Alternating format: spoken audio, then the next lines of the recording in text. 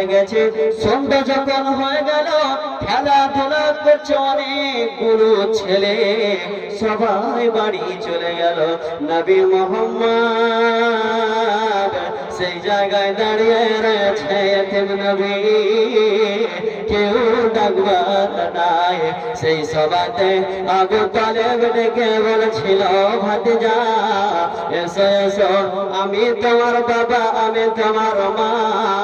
বন্ধুরে, আল্লাহর নবীকে এত ভালোবাসার পড়ার পরে সেই লোকটি যাবে জাহান্নামের ভিতরে। শুধু তাই নয়, নবীকে ভালোবাসার কারণে জাহান্নামের ভিতরে সব থেকে ছোট আযাব আবু তালিবকে হবে।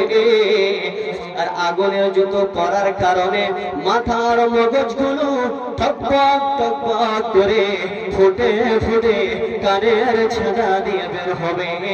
আর আবু তালেব ভাববে, আমার মতন জাহান্নামের ভিতরে কাউকে আযাব হয় না।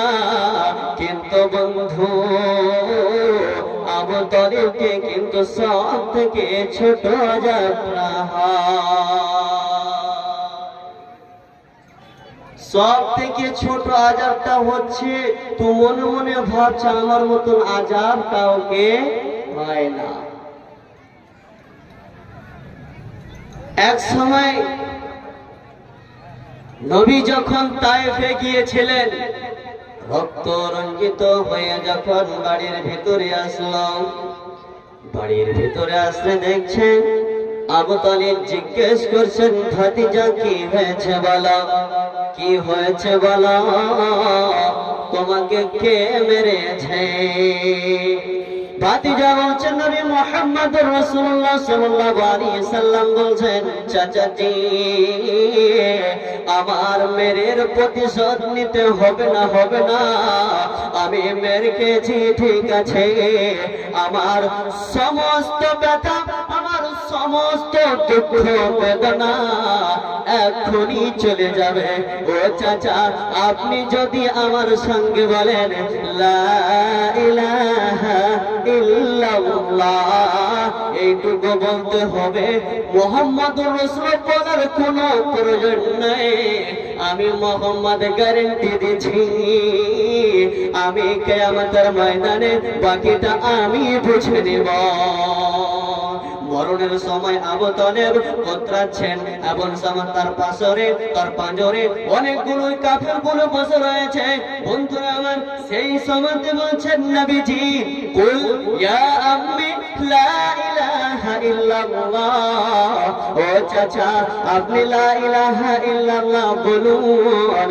ভেবে চিন্তা করতে করতে তার পাশে যে শয়তানগুলো বসেছিল, কাফেরগুলো বসেছিল, তাকে বলল, এ আবু তালেব, সারা জিন্দগিটা এই দিনের উপরে থেকে আসলি রে আবু তালেব, আর এই মরণের সময়তে আর মরণের টাইমে তুমি নবী মুহাম্মদুর রাসূলুল্লাহ সাল্লাল্লাহু আলাইহি সাল্লামের দ্বীনকে গ্রহণ করে মরবে।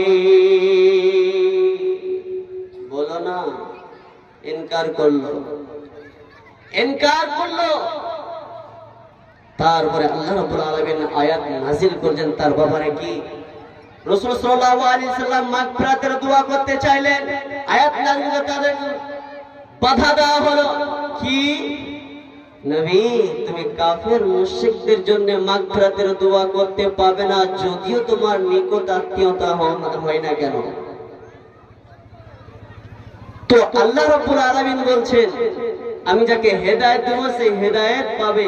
তা আবু তালেবকে হেদায়েত আল্লাহ দেননি, এই জন্য আল্লাহ বলছেন, ইন্নাকা লাতাহদি মান আহবাবতা ওয়ালাকিন্নাল্লাহা ইয়াহদি মান ইয়াশা। হে নবী, তুমি হেদায়েতের মালিক নয়, আমি আল্লাহ যাকে চাইব তাকে হেদায়েত দেব। যদি হেদায়েতের মালিক হতো, আবু তালেব হেদায়েত পেত কি পেত না? হ্যাঁ না বলেন? অবশ্যই পেত, কিন্তু পেল না। আপ দেখেন আল্লাহ কাকে হেদায়েত দিলেন। হিন্দা নাম শুনেছেন আপনারা? হিন্দা নাম শুনেছেন? কে কে নাম শুনেছেন? চিনে হাত তুলে একবার দেখি, কে কে চিনে? হিন্দা হিন্দা, মাশাআল্লাহ 2-4টা হাত উঠেছে। তো হিন্দা এত কঠোর মেয়ে ছিল, এত দুশ্চরিত্রর মেয়ে ছিল। নবীজির চাচা আমির হামজা রাদিয়াল্লাহু তাআলা আনহুর কলিজাকে দাঁতে চিপিয়েছেন। অন্য বর্ণনায় পাওয়া যায় তার কলিজাকে মালা গেথে মালা পরেছে। এত দুশ্চরিত্র মেয়ে, সেই মেয়েটা হেদায়েত পেয়েছে, সেই মেয়েটা হেদায়েত পেয়েছে। একটা অল্প ঘটনাগুলো বলে আমি তার আগে যাব। তো হিন্দার একটা ছিল কি, গোলাম, তার নাম কি ওয়াইশি। ওয়াইশি তার নাম। হিন্দা ডেকে বলছে, ওয়াইশি তুই কি স্বাধীন হতে চাস? তুই কি আমার কাছ থেকে স্বাধীন হবি, আজাদ হবি? ওয়াইশি ডেকে বলছে, মালকিন কে চায় না স্বাধীনতার জিন্দেগি, সবাই তো পেতে চায়। হিন্দা বলছে, ওয়াইশি শোন, আমার কাছ থেকে যদি আজাদ হতে চাস, আমার কাছ থেকে যদি তুই স্বাধীন হতে চাস, তবে শুনেলে নবীজির চাচা আমির হামজার কাঁচা কলিজাকে আমাকে নিয়ে দিতে হবে। ওইসি বলল কোনো ব্যাপার নাই, আর করলো ওটাই। বন্ধুরে আমার, জিহাদের ময়দানে যখন রাসূল সাল্লাল্লাহু আলাইহি সাল্লামের দুটি দাঁত শহীদ হয়ে গেছিলেন, শুধু তাই নয়, জিহাদের ময়দানে লোহার টুপি ভেঙে মাথায় ঢুকেছে। এদিকে নবীজিকে নিয়ে ক্ষত বিদ্ধ জায়গাতে হযরতে ফাতেমা খেজুরের পাতাগুলোকে পুড়াচ্ছে আর ওই ক্ষত জায়গাগুলোতে লাগাচ্ছেন। চারদিকে যখন ব্যস্ততার মধ্যে রয়েছে, এমন সময় আমির হামজা এক প্রান্ত থেকে দুসর জায়গা যাচ্ছিল, অন্য কোনো জায়গা দৌড় দিচ্ছিল। ওয়াইশি দেখে নিয়েছেন পাছাগড় থেকে বা সাইড থেকে এমন একটা বর্ষা মারল, সেই বর্ষাটা আমির হামজার বুকে গিয়ে লাগলো। আমির হামজা জমিনে পড়ে গেলেন। ওয়াইশি দেখলেন এরকম সুযোগ আর হাত ছাড়া করলে হবে না, আমাকে তার কাঁচা কলিজায় নিতে হবে। বন্ধুরে আমার, ওই ওয়াইশি আমির হামজার বুকে গিয়ে বসলো। বুকটা ফেড়ে দিয়ে কাঁচা কলিজা টেনে ফড়ফড় করে নাক কান হাত সমস্ত গুলিকে কেটে ওই কাঁচা কলিজা নিয়ে চললো হিন্দার কাছে। হিন্দাকে যে দিয়ে দিল, সেই হিন্দা কলিজা নিয়ে চাবালো। অন্য বর্ণনায় পাওয়া যায় সেই মালা বানালো, হয়েছে আজাদ হয়ে গেল। বন্ধুরে আমার, এরকম একটা দুশ্চরিত্র মহিলা, এরকম একটা বদমাস মহিলা, সেই হেদায়েত পেল কেমন করে? বন্ধুরে আমার, যখন হযরত আমির হামজা শহীদ হয়ে গেলেন, ওনার ব্যাপারে তিনাকে বলা হয় সৈয়দুশ শুহাদা। তিনি হলেন শহীদের সরদার, তিনি হলেন শহীদের সরদার। কাল কিয়ামতের ময়দানে যে শহীদের হাতে ঝান্ডাটা থাকবে, তিনি হচ্ছেন হযরতে আমির হামজা রাদিয়াল্লাহু তাআলা আনহু।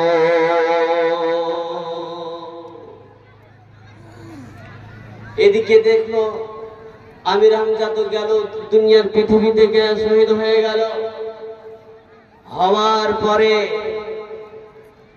বন্ধুরে আমার, হিন্দা আবার কিছুদিন পরে ইসলাম গ্রহণ করলো। তার আগেকার ঘটনা, যখন এরকম ঘটনা ঘটে গেল, নবীজি এলান করে দিলেন, ওরে আমার সাহাবীরা, ওরে আমার সাথীরা, তোমরা শুনে নাও। 5-7 জনের লোকের নাম লিস্ট টেঙে দিলেন। অমুককে মারতে হবে, অমুককে কাতাল করতে হবে। তার মধ্যে একজন ছিল ওয়াইশি, যে হামজা রাদিয়াল্লাহু তাআলা আনহুকে খুন করেছে। এদিকে ওয়াইশি দেখছে আর তো কোনো বাঁচার উপায় নাই। বন্ধুরে, তিনি তিনি পাহাড়ের গুহাতে দিন কাটাতে লাগলেন। শুধু তাই নয়, আর এটা মনে মনে ভাবে আমি নবীজিকে কখন আমি একা পাবো, হাতটা ধরে গিয়ে আমি কালেমা পড়ে মুসলমান হয়ে যাব, আমি মুসলমান হয়ে যাব। হঠাৎ একদিন নবী মুহাম্মদ রাসূলুল্লাহ সাল্লাল্লাহু আলাইহি ওয়াসাল্লাম একদিন বসে আছেন, চুপি চুপি করে গিয়ে হাত ধরে বলে আশহাদু আল্লা ইলাহা ইল্লাল্লাহ ওয়া আশহাদু আন্না মুহাম্মাদান আবদুহু ওয়া রাসূলুহু, মুসলমান হয়ে গেল।